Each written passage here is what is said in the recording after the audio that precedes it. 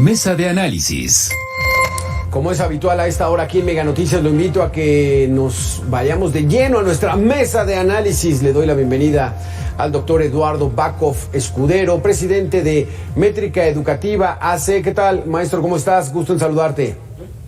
Muy buenas tardes a todo tu auditorio. Y también nos acompaña Fernando Ruiz, director de investigación de Mexicanos Primero. ¿Qué tal, Fernando? ¿Cómo estás? Gusto en saludarte. Hola, ¿qué tal? Muchas gracias por la invitación, Ernesto. Buenas tardes.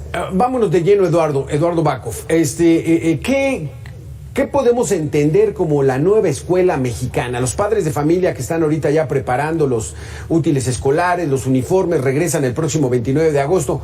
¿Qué es la nueva escuela mexicana? Pues mira, de manera muy rápida, te digo que es un modelo que abandona prácticamente la noción de calidad que teníamos nosotros acostumbrados, que abandona también la idea del estudiante como centro de la educación, que no se adapta al estudiante a la sociedad, sino al revés, que los maestros deben de quitarle el mérito individual de los estudiantes en el aprendizaje y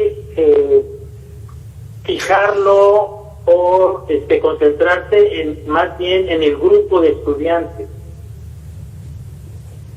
Niega la idea de todo progreso educativo y niega también el uso de la tecnología como uno de los factores más importantes para poder ayudar.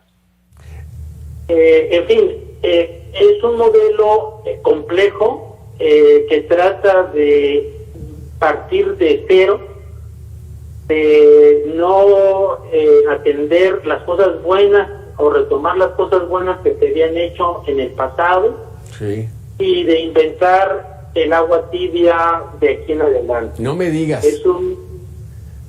Así te lo pongo muy fácil. A ver, Fernando Ruiz, ¿estás de acuerdo? O sea, no trae gran cosa esta nueva escuela mexicana. Ya no vamos a aprender por competencias, ya no va a haber concurso para las plazas de los maestros. El plan de estudios se modifica. Platícanos un poco. Sí, muchas gracias. Sí, me parece que lo que traían bajo el brazo la propuesta educativa del gobierno no está siendo adecuada para los tiempos que estamos viviendo.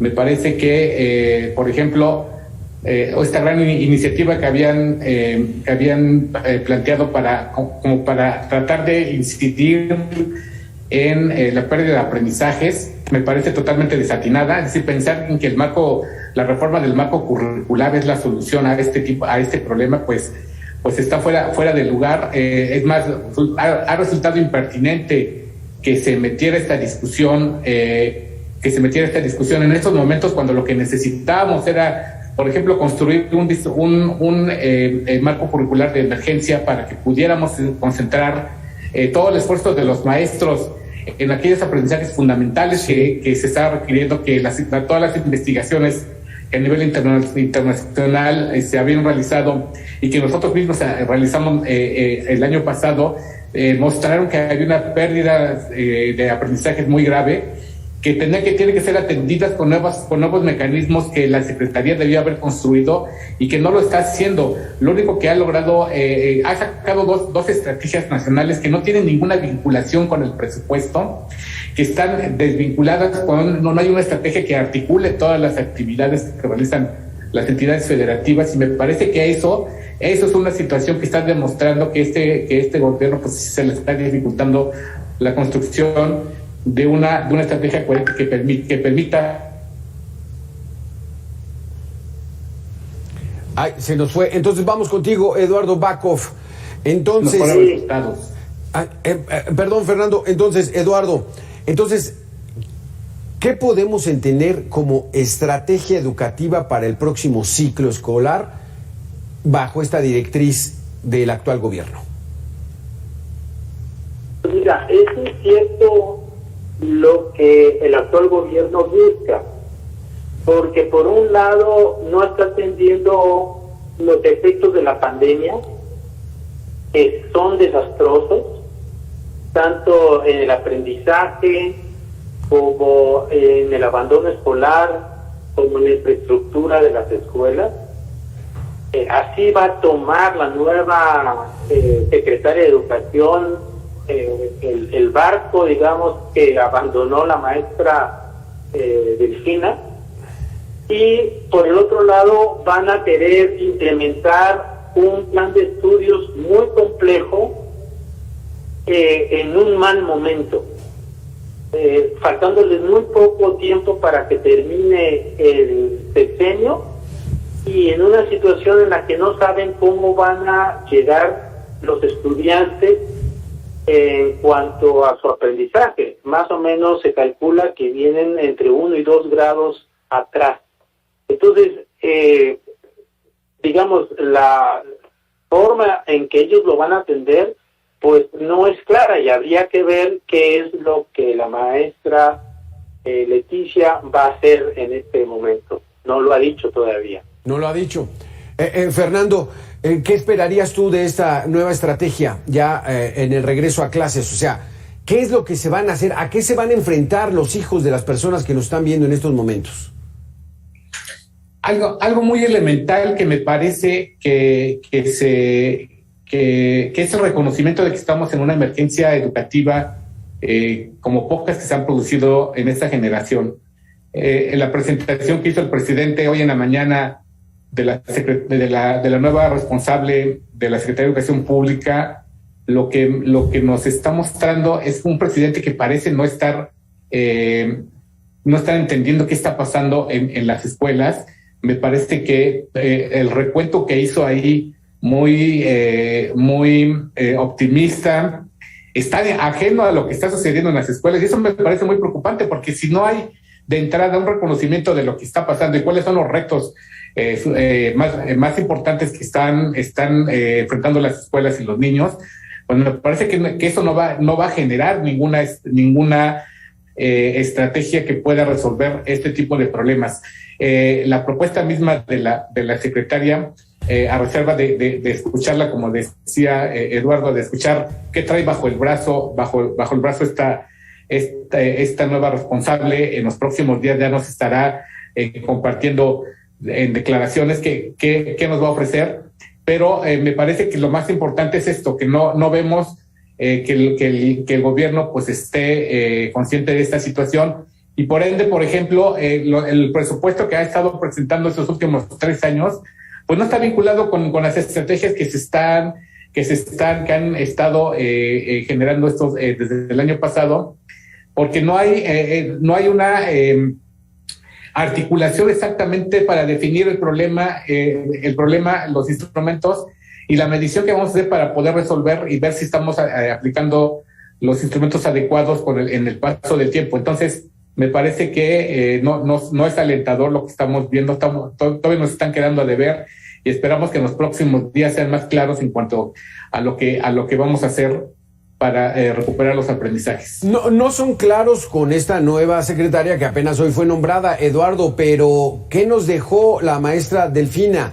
¿Cuál era su estrategia para recuperar la educación en nuestro país, la básica, primaria, secundaria? Ninguna.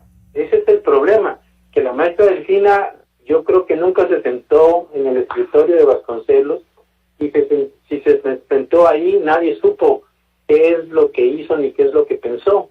Básicamente ella nadó de muertito, como usualmente se dice, no propuso absolutamente nada ante la emergencia. A ella le tocaba atender la emergencia y vuelvo a repetir, eran 3 digamos, grandes problemas a los que se enfrentaba. 1 era la pérdida de aprendizaje, 2 era el abandono escolar, y 3 era la infraestructura escolar, que estaba muy deteriorada porque se abandonó durante 2 años las escuelas y entonces se vandalizaron y se deterioraron. Esos eran los 3 grandes retos que tenía la maestra, y que tenía que resolver, no resolvió nada, absolutamente nada, no hizo ningún trabajo al respecto. Entonces no sé por qué el presidente puede estar tan contento del trabajo de ella. Para mí es la peor secretaria de Educación que ha tenido la historia en el país, y entonces le dejó este problema a la maestra Leticia Ramírez, que tampoco veo cómo lo va a atender, porque si tú revisas cuál es su currículum, pues lo más cercano a la educación es que fue maestra por 12 años, pero eso no te hace ser, no tener un perfil adecuado, al menos técnicamente, para atender el gran problema que se enfrenta México educativamente. Ahora, te aplicas la máxima de que 90% de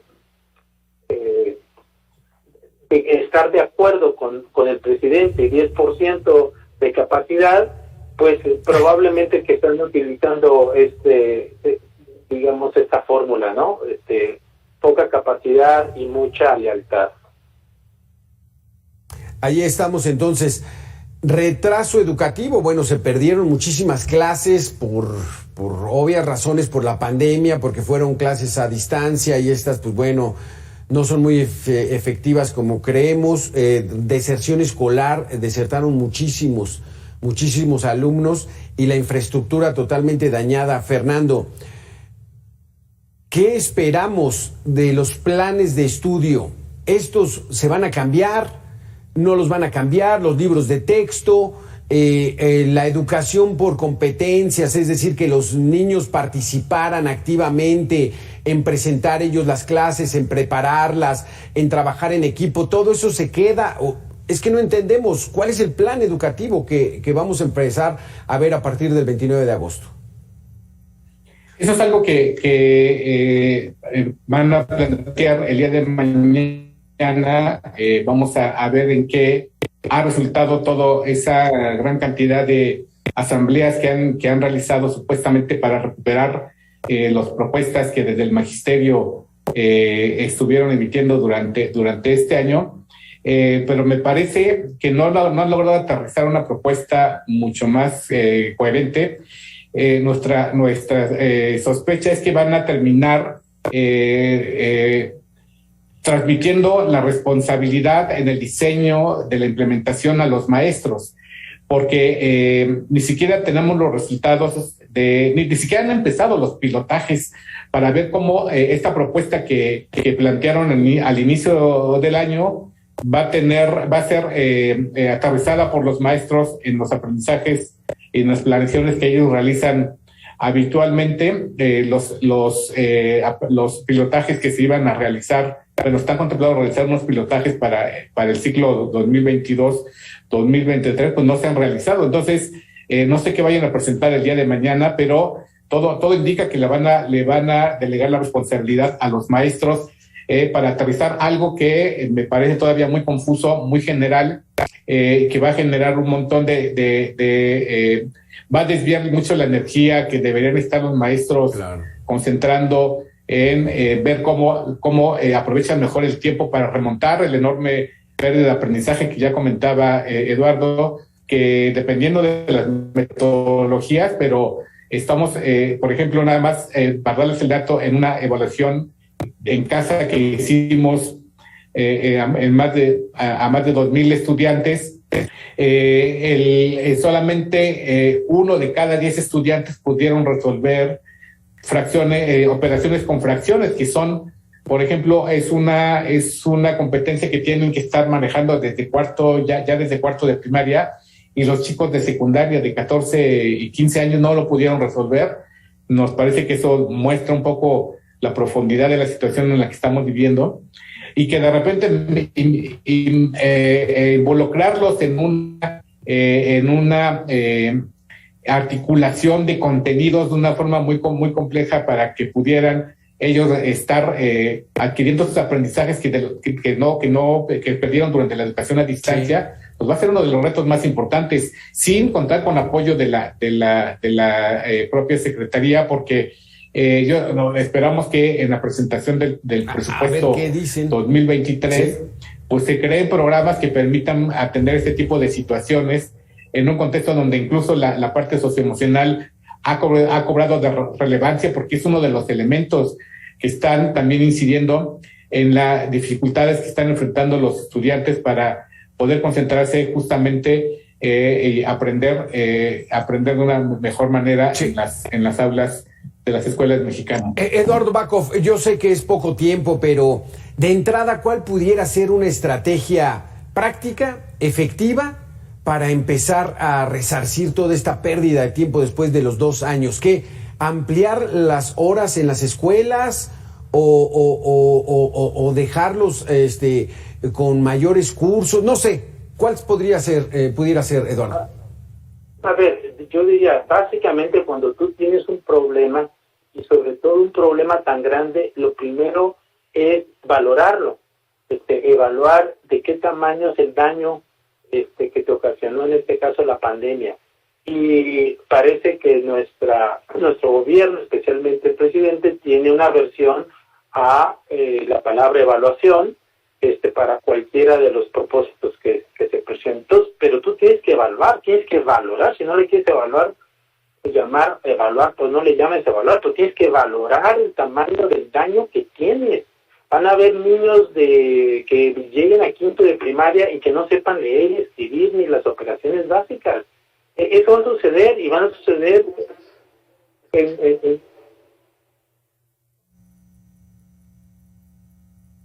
Ahí está. Perdón. Sí, sí. Adelante, Eduardo. Entonces, vas a tener, lo primero que tienes que valorar el tamaño y saber cómo llegan tus estudiantes para entonces poder diseñar una estrategia que resuelva los problemas más fundamentales. Ya no digamos todos, los fundamentales. Y los fundamentales básicamente es que los niños sepan leer, escribir y hacer las operaciones básicas, al menos en la primaria. Me conformaría con que se concentraran en esas dos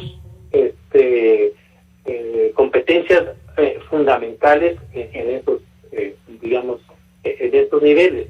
No lo están haciendo, parece que no hay una estrategia al respecto. Sí, no. Por supuesto que en secundaria seguramente van a ser distintos las problemáticas, pero van a arrastrar esa falta de competencias lectoescritoras y de matemáticas, y yo me enfocaría en ellos. Si tú sabes leer y escribir, puedes aprender. Si no sabes leer y escribir, no puedes aprender. Y si sabes hacer operaciones matemáticas, puedes atender las ciencias y puedes entender otras cosas, que están relacionadas con el pensamiento matemático. Si no tienes esa habilidad desarrollada, pues no importa los contenidos que te den, vas a fracasar en ellos. Exacto. Entonces, para mí, para resumir, es conocer el tamaño del daño y enfocarte en lo básico. Exactamente, así tendría que ser. Bueno, esperemos mañana, Fernando Ruiz, lo que nos vaya a presentar la nueva titular, Leticia Ramírez. Eduardo Backhoff, hay que estar al pendiente y pues tener esperanza, pero se ve que hay poca, de acuerdo a lo que nos han comentado. Muchísimas gracias a los dos por haber estado con nosotros. Gracias, Alberto. Gusto, Fernando. Igualmente, gracias. Gracias. Hasta luego.